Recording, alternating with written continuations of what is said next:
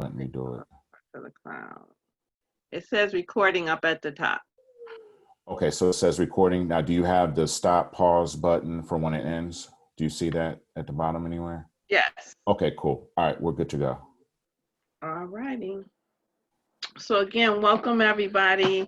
Thank you for joining the call. Again, we're going to do something a little different today. We're actually going to open the call up for dialogue so that we can get other people's perspective on things that we're going to talk about today. But before we do that, I do want to take a few minutes, and I would just like for everybody to, whether you're a Reiki practitioner, to just take a few minutes as a collective and let us pray for first the United States, secondly what's going on in Minnesota, thirdly for the world, and then fourthly for the planet. So, you know, where two or more come together is more powerful. So I just want to take the next few minutes for us to just go into quietness and in stillness and just send love and light and prayers throughout the planet.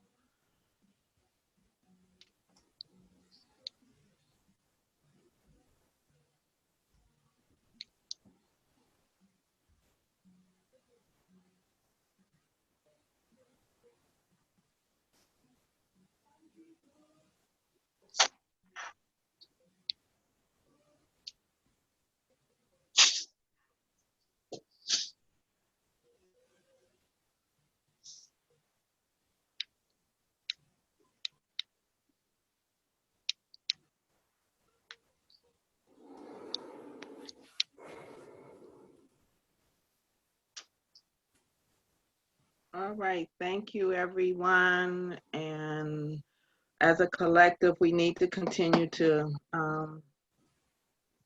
send love and light and send prayers around the world, around the country.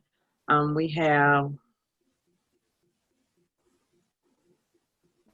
about 20 people on the call, so that many prayers going out definitely can make an impact on things. So thank you again. I also want to take the time to thank those of you who have made donations to Forever Phoenix to help with our cause and to move forward. So again, I want to thank everyone for that. So how's everybody doing? Again, we're going to have an open discussion. Ace and I are going to go back and forth. He has no clue what I'm going to bring up on him, so it'll be interesting where we go here. So have a question for everybody. How many of you do spring cleaning? 1, 2, 3, 4. Anybody else do spring cleaning? Okay. How many of you change the oil in your car? Or have somebody do it for you? Okay, so my question is, we do spring cleaning, which is the external thing. We put oil in our car, we put gas in our car. We do everything for ourselves that's an external thing. But my question is, what's stopping us from loving ourselves enough to do the things that we need to do for ourselves? And what fears are we holding on to that stops us from loving ourselves and also being more kinder and compassionate with self? So I'm going to start with you, Ace. I think the question is really, it really comes down to priority and, being in this space of consciousness and considering myself being in this space for quite some time because of some of the deprogramming. It's very easy to just fall back into the typical things we just do every day. We just get caught up with, waking up, prioritizing our bills, taking care of our family, this, that, and the other, and we get stuck in a rut. And I think for some people, there's some struggle to, okay, how do I carve out some space in my life and dedicate it to myself getting better, whether it's self-care, whether it's the discipline of meditation, whatever it is. It could be paying attention to our health. I think a lot of times we just put a lot of that on the back burner because of the programming of how we were brought up. I could just tell you, just in my life, no one ever taught me anything about self-care, self-love, any of that. It's just, no, you go to school, get an education, get a good job, you work 40 to 50 hours a week, and you take care of your family and don't make any bones about it, and you keep on moving with life. So I think it's very, very challenging for some people to put themselves on this road. They look at it, but they don't understand the value behind it. Even with myself, I've noticed in the last couple of years, I've done more with self-love within myself than I've done in the last 15. And it's to a point now where I recognize the value. So I think a lot of it is just value recognition within oneself and people taking the time to say, hey, I'm important, I love myself, and let me do some of the things to validate that self-love within me. So I think that's part of the issue. Okay. Anyone else have a comment why they don't take the time to really do the things? For example, those that come to me, my thing is always, how much water are you drinking? Let's start with something very simple. The saying is you take your body weight, you divide that in half, and that's how many ounces of water that you should drink. And that's on a daily basis.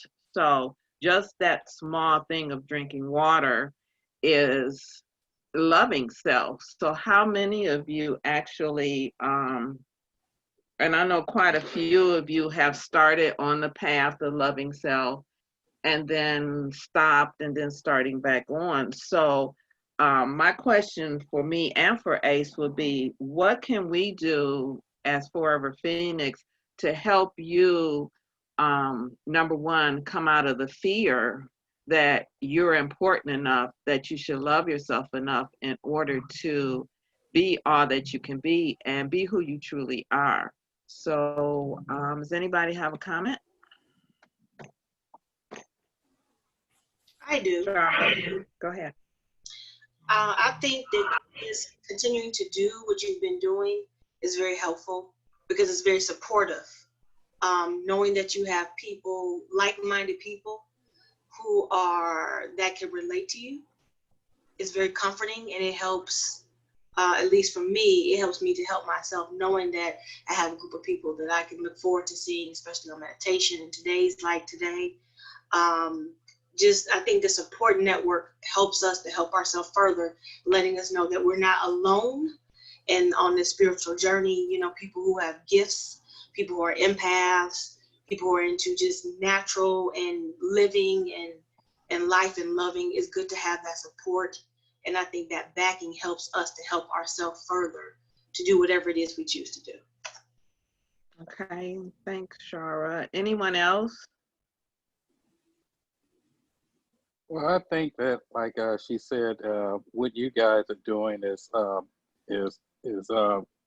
really good. It for me, I know that it's taught me a lot about how I need to love myself, and not just in a physical sense, but in a spiritual sense of accepting that I'm more than just a body, and I have a purpose and I have meaning in this world. Anyone else? Well, one of the things I think it's doing is putting reinforcement in that we do need to take time to do things for ourselves. So one of the things with what I just got out of this as well is during this quarantine, I am teleworking, and I find myself setting alarms for different meetings because I'm like on meetings like almost all day long. So I said, you know what, if I'm setting meetings for work and setting alarms for that, why can't I set alarms to take time out to do something for me and loving me? So that's what I'm going to do. I'm going to set the alarm to do some self-love things like doing a moment of meditation, making sure I'm getting that water in when, just setting a schedule for myself. That's nice, Kim. Thank you. Anyone else? Ace, I know that, we've been doing this a while now, and we've been talking about, starting in July for the men's group. A question I would have for you, we do have several men on the call tonight, is, females think differently and do differently. We deal a lot with our emotions.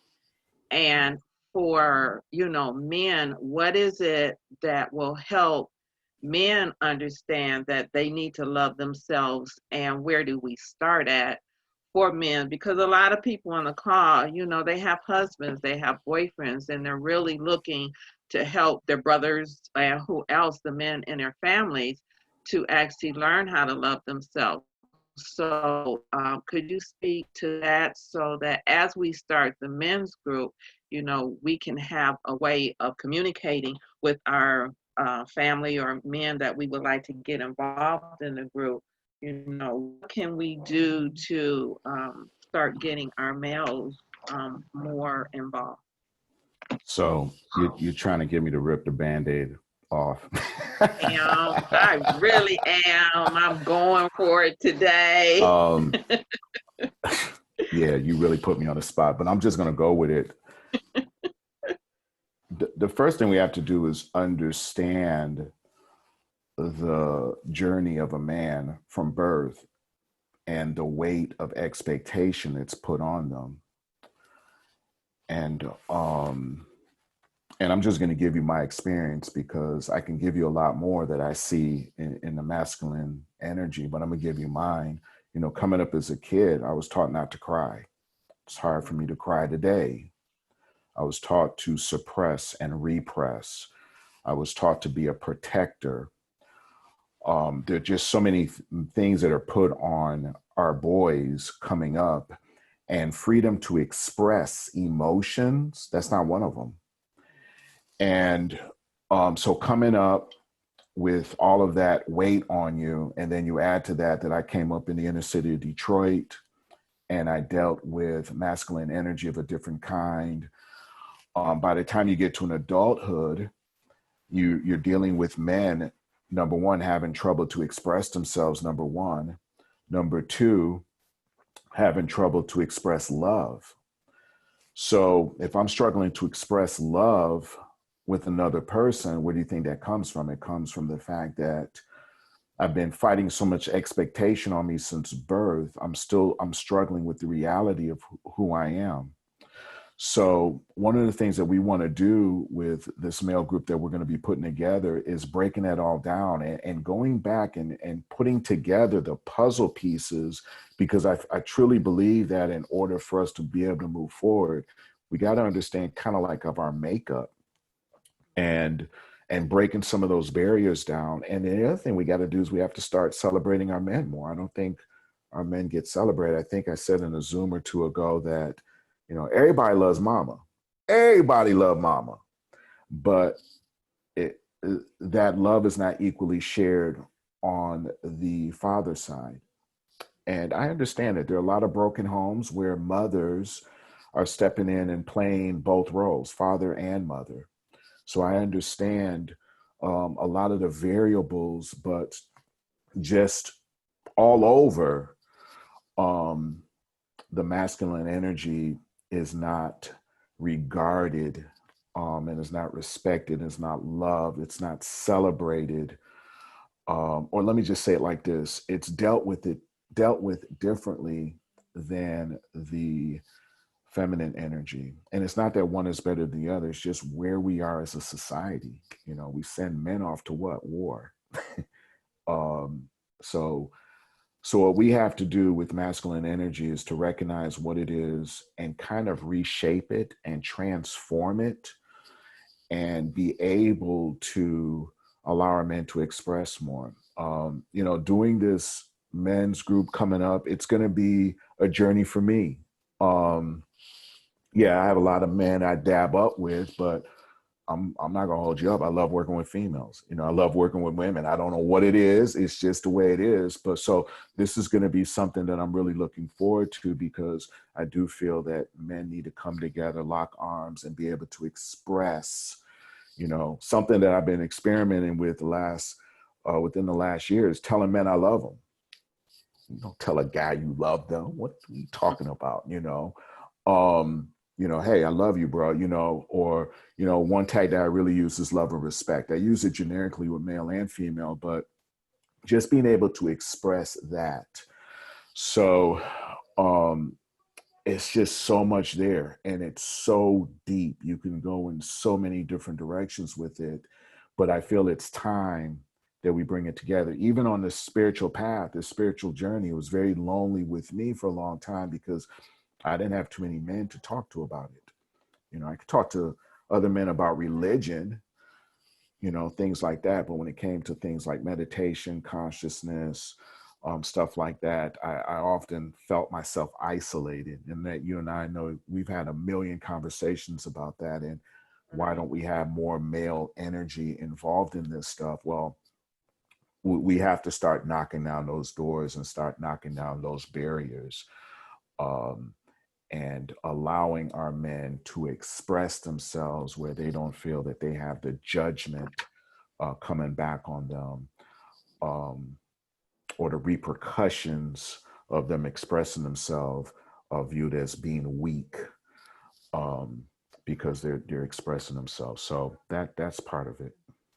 Hey, Trisilla, you had your hand up. Trisilla? No? Oh. Okay.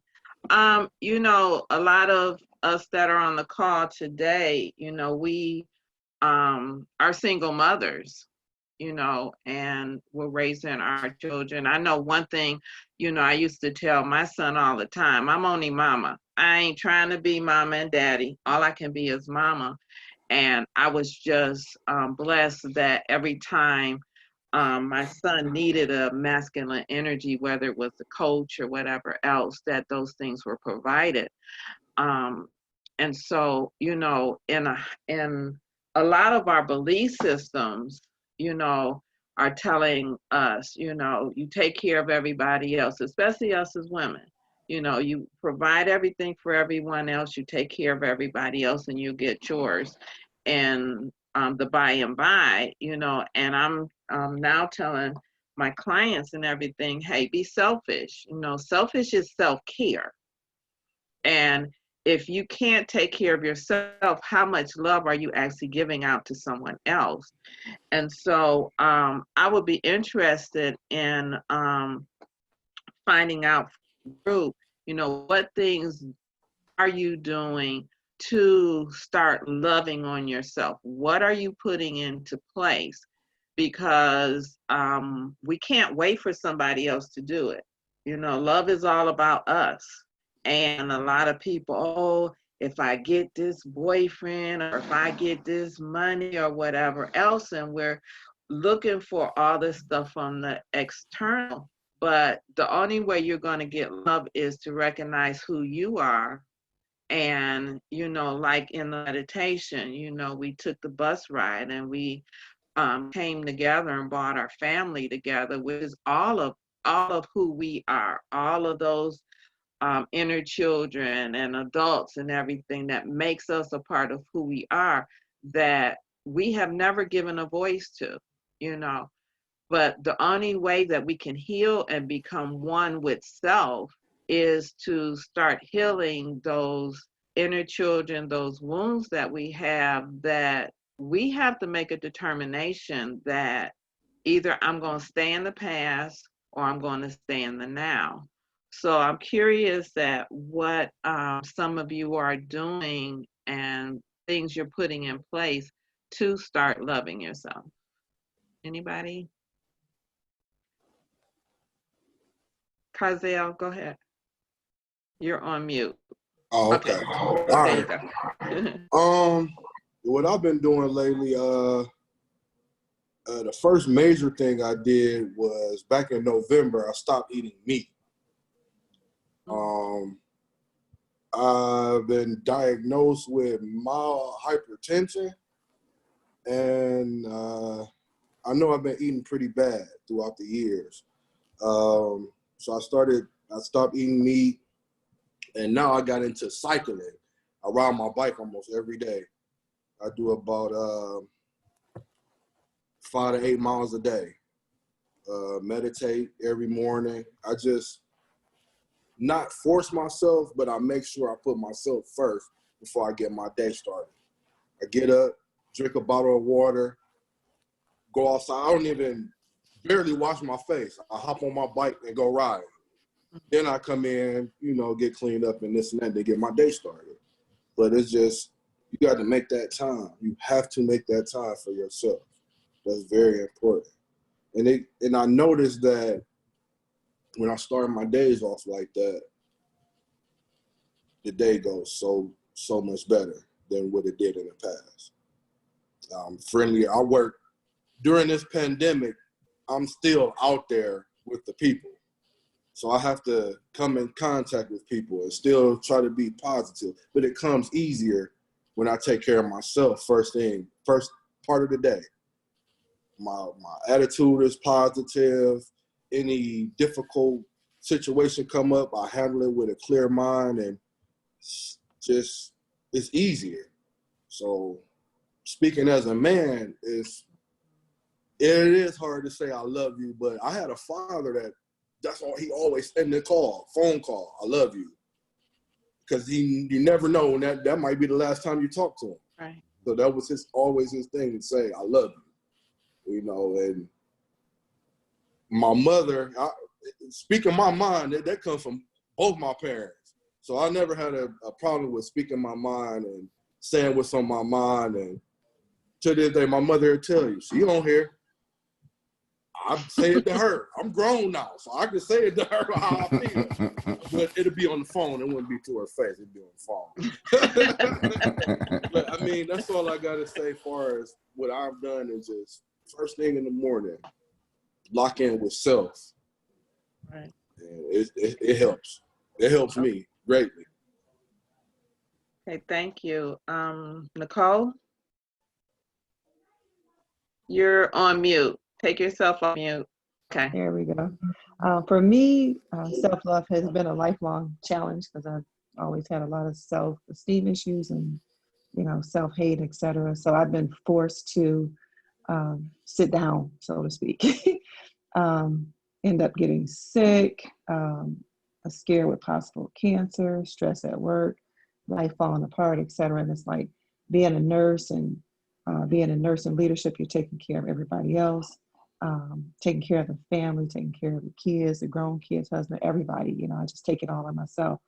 So last October, what I had to do was really just take time for myself, and I left everybody and put myself into a sort of an isolation type of situation. And then I ended up taking a leave from work in February So I've been just kind of to myself for the past 3 months, reflecting, meditating, reading, eating more healthy, because I have to understand that I can't take care of other people if I can't take care of myself. When my body started to deteriorate and I didn't have blood pressure problems, and all of a sudden my blood pressure is spiking, and just a host of other things that stress brings on. If you don't let it out, stress will. That's why I say stress is a silent killer, because it does more damage to you on the inside than you'll ever know until it begins to manifest itself. I watched an auntie of mine. She vegan, worked out, etc. You think she had the perfect lifestyle, baking chef, etc. But her life was just full of stress, and her blood pressure was always 240 over 160, and nosebleeds, and she ended up dying of ulcerative breast cancer. Who would ever imagine that at 63? Her. So I just had to take a look at that. I said, you can't keep taking care of everybody else if you don't take care of yourself. So like the gentleman that just spoke, right now I do get up, hit the treadmill first. Mostly vegan lifestyle. I won't say I'm totally vegan, but I still have some butter every now and then. But just eating more clean and just doing, working on the meditation. That's a hard part for me, to silence your mind and just kind of, relax and be in the moment, be in the now. Learning to live in the now is a challenge, because you're so used to reflecting on the hurt and the past and things like that, and that you have to know that doesn't exist anymore. So what I've done, actually, I think over the past year and a half to 2 years, is actually taken on a brand new belief system, which is very odd, especially having learned to be a Jehovah's Witness and let go of all of that, with all the different books I've read, etc. I notice I've taken on a belief system that's very different from what people, of course, what the norm is, Right. about religion and things like that. So that's what I've been doing. It's a huge challenge. I'm always used to being around somebody and taking care of other people. And right now, I don't have that responsibility. And it's a challenge and it's difficult, but if I don't take care of me, I won't be around to take care of anybody else, or even to help anybody else, which is, to me, my life calling and mission is to help other people, but I have to take care of me. Good. Thank you. Nolana, Liberty, you have your hand up. Yep, I had to get off mute. I'm sorry. For me, it started off by saying no. Sorry, I'm outside and I refuse to go inside. And of course, somebody come booming up behind me. But hardest thing for me was to say no, and I started saying no because I put everybody else before I put myself first and foremost. Somebody else said earlier about how they were adding to their calendar things for self-love. About 6 months ago, I put on my calendar every day at 5 o'clock, I tell myself I love myself. And it literally says, Nolana, I love you. And that was the first step. I just recently started pulling my love yourself cards every day. This is actually my fourth day, eating right. I actually sat with you, Mama Annette, and to do the hair analysis to see what was toxic to my body that I didn't realize it. And even though the list was small, it was something that I consumed every single day that I didn't realize it. And just peacefulness. I went within to find my peace. I meditate in the morning before I even start my day, because I work with people that have problems. When they call in, that's what they're calling for a resolution to a problem. So I start my mornings off of, my day is already full of peace. Every call I get is Mm-hmm. peace. And I put those words out there. I've been so proud of myself, of the words that I use, because those words are speaking life back into me, which is helping me take care of myself. And thank you. Thank you, Nolana. Lisa, you're So one of the things that I started to do is dismantling the boxes that I put around stuff. So for you probably have said a million times, like even if it's just for 5 minutes, and that's what I've started to adopt. Even if it's just for 2 minutes or 30 seconds, I'm gonna take that moment to send Reiki love, or Reiki myself, or even meditate, or not think about anything about the million things that I think I have to do, and just take that moment and that time with myself to listen. And what I've discovered through that process is that the choices and the decisions around eating healthy or making sure you take your vitamins or drink your water are much easier because I start in a place of with love on my mind and love for me on my mind. And from there, the day, like everybody else is saying, the day is smoother, things are easier, I find. And we've joked about me kind of having spirit in a box when I'm at work, like, okay, come out now, give me some wisdom. Okay, go back in the box.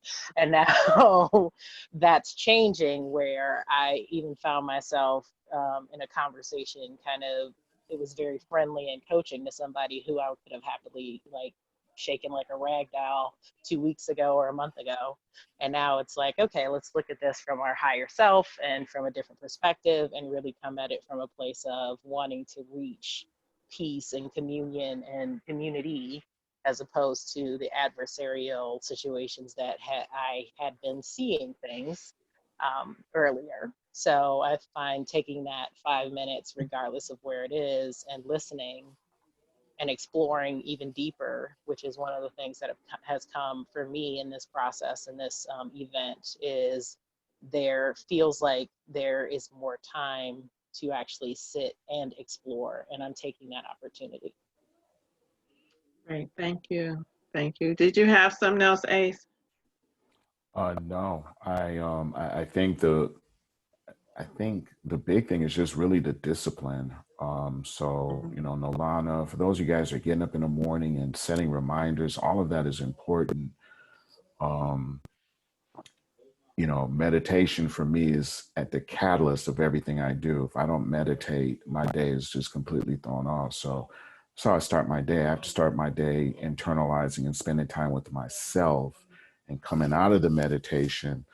Hell, when you set the right intention, you can pretty much deal with anything that shows up. And staying in the moment or staying in the dot is also important. Knowing that in every moment, hey, you are good.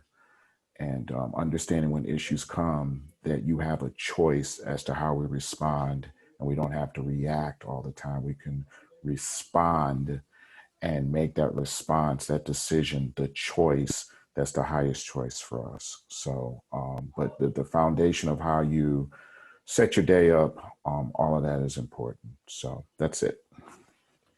You know, it's interesting because, you know, one thing that I would challenge each one of you to do is to really take a look at the word love and determine what it is for you. You know, not what someone else told you it is, because a lot of times the word love is used so it's just thrown out there. Mm-hmm. But what does love really mean for you? You know, the belief systems that we've been programmed with has told us we need to love this way or this way. But I would challenge you to ask your own self, okay, this is what I've been told love is, but really for me to be all of who I am, for me to be the highest aspect of who I am, what does that look like? You know, we've looked at it from everybody else's viewpoint, but now it's time to look at it from your own viewpoint. You know, each day, you know, most of you all know I'm a nature fanatic. I go out in nature. And when I'm out in nature, nature shows me love just because I'm there. You know, how often do you show your own self love?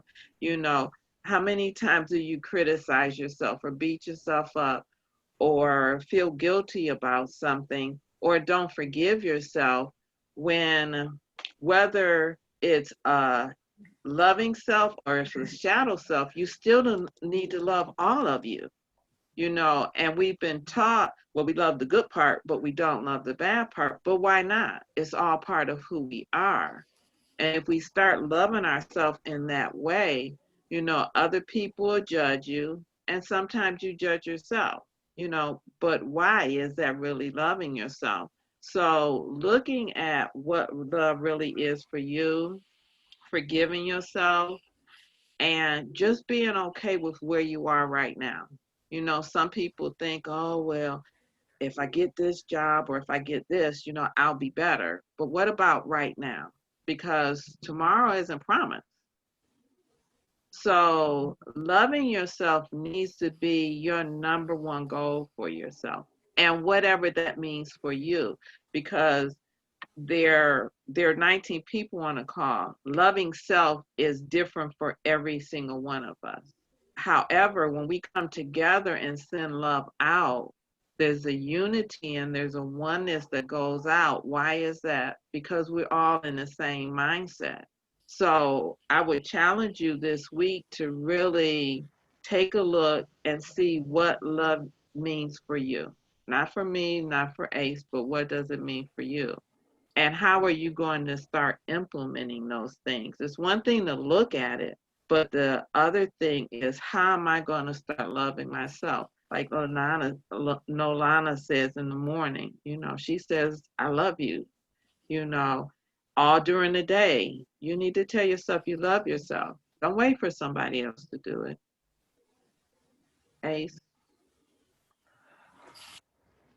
I was just reading the chat from Lisa. One of the reasons I enjoy this event is because I feel love just by being present. So thank you for that. That means a lot for me. You know, Annette and I sometimes go back and forth and we question, you know, how effective are these things? Are we going to do this? And I feel that it's been, I know Annette will agree with me, what we've been doing every Thursday and Sunday has been very beneficial.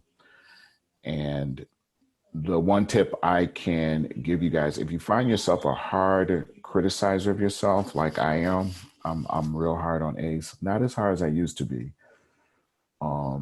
I went soft, but in a good way. Be gentle with yourself. Be gentle with yourself. Laugh at yourself more. I laugh at myself all the time. And when you can do those things, you can make light of the journey. And like Annette said, appreciate the moment. Something that I got from Oprah is her ability to wake up every day and show massive gratitude and appreciation for everything in her life. And I've added that. That's a part of my meditation is I am totally, genuinely grateful for everything. And when you do that over and over again and you plant those seeds, what starts to blossom is an entire different view of your situation, your circumstance, and everything that you're going through, just because you're operating from that vantage point of gratefulness, of thankfulness. It just changes the optics on everything, no matter what you're going through. I can't tell you how much money I've not made in the last 2 months because of this event. And I've been able to keep my spirits high, like nothing phases me. And you know what's interesting? Everything's been working out. So that's why it's so important to add the element of thankfulness, gratefulness, love on yourself, look in the mirror, look in the eyes as you're looking in the mirror and say, I love you. You're the bomb. And you would be surprised what that eye contact will do within yourself as you build on it or build on that exercise day to day. So, and then I think that's all I'm going to add to that. One thing I want to add is, you know, we have the saying, thoughts are things and things become reality. And I want to interject, thoughts are emotions and emotions become your reality. So if you have a lot of anger within yourself, reality is going to be anger and you're going to bring that type of energy to yourself. And so if your emotion is loving self, then you're going to bring that energy of love to yourself. So be very mindful of what your thoughts are and your thoughts to yourself. You know, a lot of times our mind wanders and we're way over in left field thinking about something that happened 2 years ago and we're not in the present. So make sure that the emotions that you have are lined up with loving yourself, because if they don't, then you find yourself somewhere else. You'll find yourself on Mayfield and you should be on Chagrin. So thoughts are emotions, and emotions become your reality. So the more you love yourself, the more reality, the more compassion you have, the more peace you have, the more joy you have. So this week, just challenge your own self to love you, because that's all you have. So does anyone have any more questions? Thank you all for participating today. I think sometimes in just talking at people, sometimes it's good for other people to bring their perspective into the discussion. So if nothing else, no, we will be here Sunday at 7 o'clock for meditation for those who would like to join us. Love each and every one of you. Have a great rest of your evening, and have a great, tomorrow's Friday, right? Yeah, Friday. Okay, so take care. Thank you all. Love you guys. All right. Night. Good night. Love you. Love you. Take care, everybody.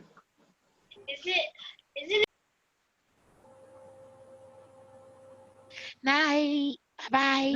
Bye. Stop recording. Do you want to start recording on a cloud? Say yes. Yes.